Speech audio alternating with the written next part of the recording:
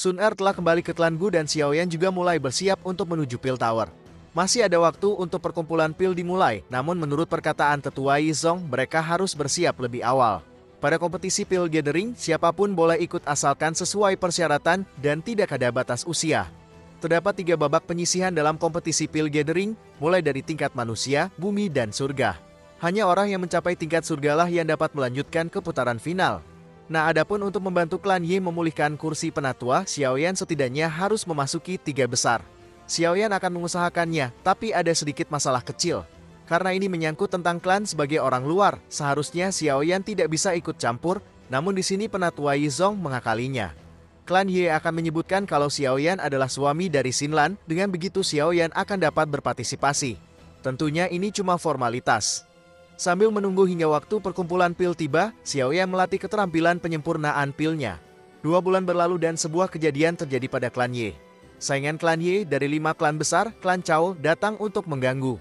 Masalah ini terkait dengan pembatalan pernikahan antara klan Ye dan klan Chao yang sempat akan terjadi. Tujuan utama klan Chao sebenarnya adalah melahap klan Ye, pernikahan hanyalah alibi mereka. Nah, klan Chao kali ini datang untuk memaksakan pernikahan, mereka tidak memiliki rasa takut dan bahkan membawa seorang dusun bersama mereka. Dusun yang dibawa klan Chao awalnya mencoba menekan klan Ye dengan kekuatan, tapi di sana ada Tianhou Sunse yang menghadang. Penampilan Tianhou Sunse mengejutkan klan Chao, tapi mereka tetap tidak mundur. Sebagai klan yang memiliki afiliasi dengan Pil Tower, seorang dusun biasa tidak membuat klan Chao gentar. Kemudian Xiaoyan datang bersama Xiao Yixian.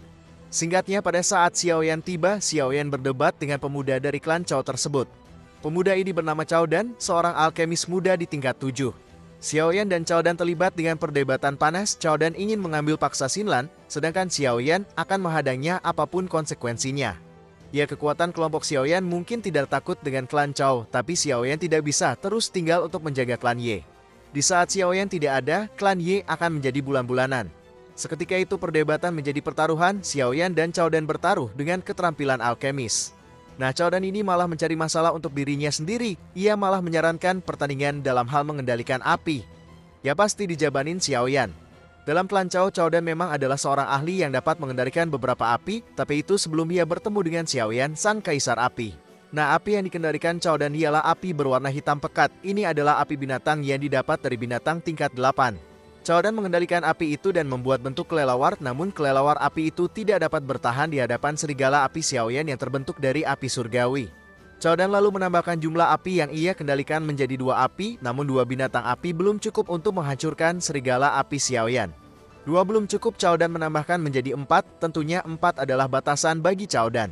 Serigala api Xiaoyan dikepung 4 binatang api, tentunya meskipun memiliki kekuatan api surgawi, serigala api kalah dalam segi kuantitas.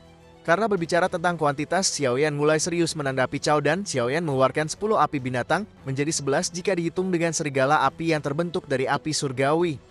Dengan 11 api di tangan Xiaoyan, pemenang telah ditentukan.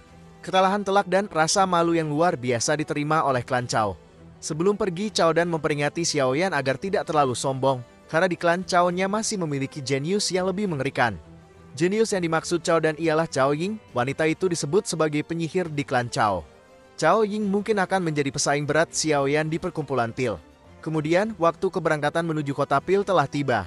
Xiaoyan keluar retret dengan sebuah perubahan drastis. Ini bukan tentang kekuatan, melainkan spiritual Xiaoyan yang meningkat dan lebih murni.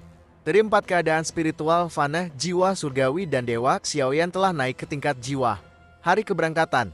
Kelompok Xiaoyan menaiki kapal angkasa menuju kota pil. Kota pil. Kota pil telah menjadi kota yang dipenuhi oleh banyaknya alkemis dari berbagai penjuru dunia.